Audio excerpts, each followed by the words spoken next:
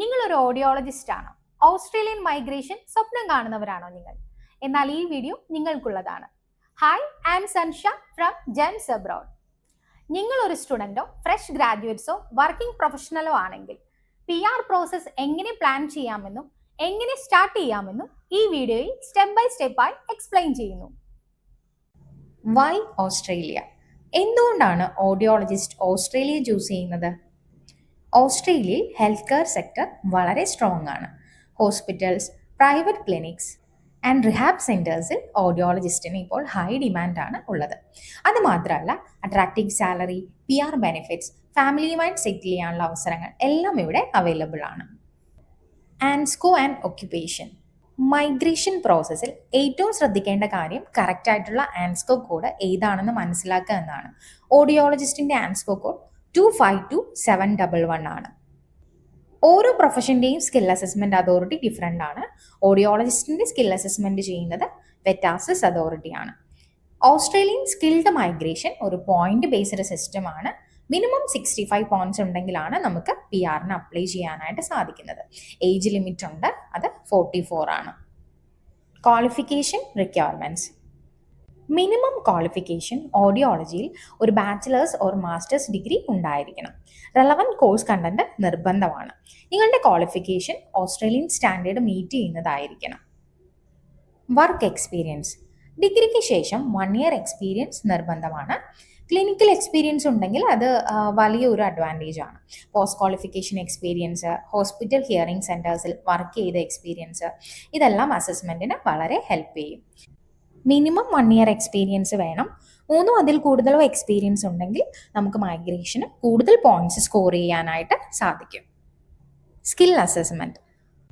PR പ്രോസസ്സിൻ്റെ first step skill assessment ആണ്. ഇത് വളരെ ഇമ്പോർട്ടൻ്റ് ആയിട്ടുള്ള ഒരു സ്റ്റെപ്പാണ്. വെറ്റാസിസിൻ്റെ റിക്വയർമെൻറ്റ് അനുസരിച്ചുള്ള ഡോക്യുമെൻറ്റ്സ് ഈ സ്റ്റേജിലാണ് നമ്മൾ സബ്മിറ്റ് ചെയ്യേണ്ടത്. അപ്പോൾ നിങ്ങളുടെ ക്വാളിഫിക്കേഷൻ്റെയും എക്സ്പീരിയൻസും ഈ സ്റ്റേജിലാണ് വെറ്റാസിസ് അസസ് ചെയ്യുന്നത്. ഈ സ്കിൽ അസസ്മെൻറ്റിന് പോസിറ്റീവ് ഔട്ട്കം കിട്ടിയാലാണ് നമുക്ക് അടുത്ത സ്റ്റെപ്പിലേക്ക് മൂവ് ചെയ്യാനായിട്ട് സാധിക്കുന്നത്. English requirements. ഇംഗ്ലീഷിൻ്റെ സ്കോറ് മൈഗ്രേഷനിൽ വളരെ ഇമ്പോർട്ടൻ്റ് ആണ്. IELTS, PTE and LanguageCert accept ചെയ്യുന്നുണ്ട്. IELTS ആൻഡ് PTE അക്കാഡമിക് ആണ് എടുക്കേണ്ടത്.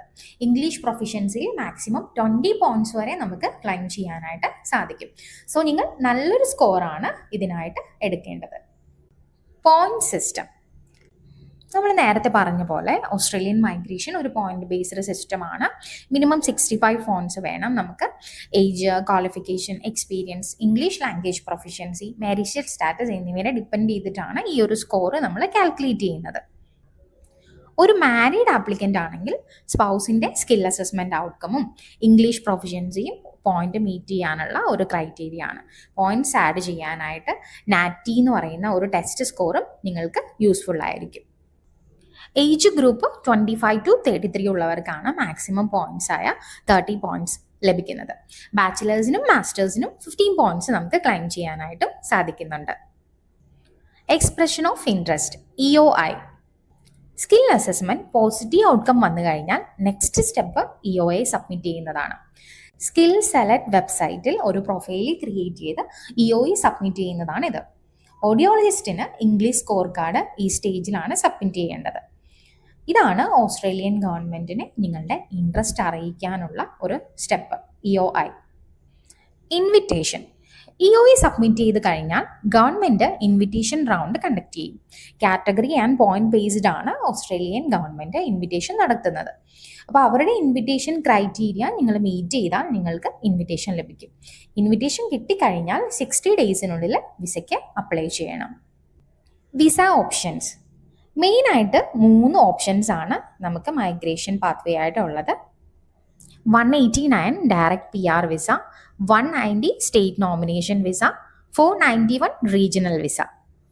189 വിസ എന്ന് പറയുന്നത് ഒരു ഇൻഡിപെൻഡൻറ്റ് PR ആണ്. 190യിൽ സ്റ്റേറ്റ് നോമിനേഷൻ കിട്ടിയാൽ നമുക്ക് എക്സ്ട്രാ 5 പോയിന്റ്സ് ആണ് ലഭിക്കുന്നത്. സബ് ക്ലാസ് 491 ഒരു റീജിയണൽ വിസയാണ്. ഇതിലൂടെ നമുക്ക് 50 പോയിന്റ്സ് എക്സ്ട്രാ കിട്ടും.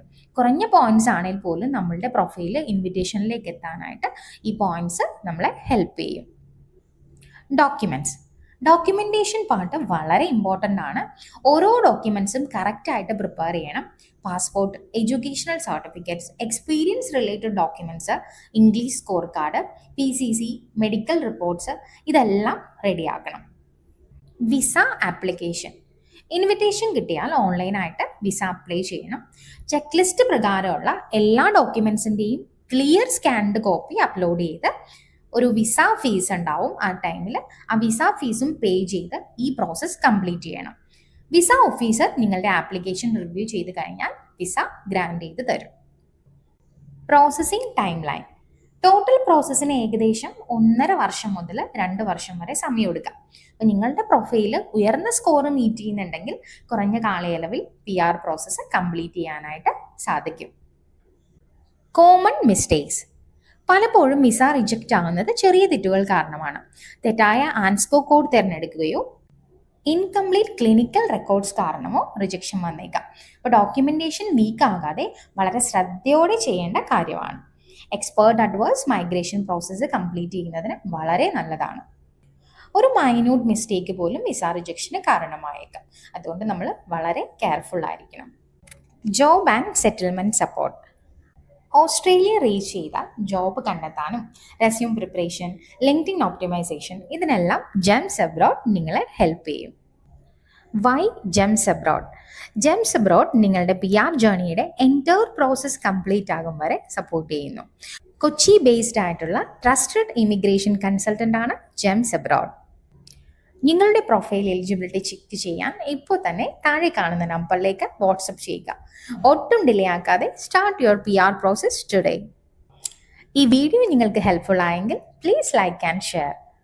Subscribe for more Australian PR updates. Thank you for watching. See you in next video.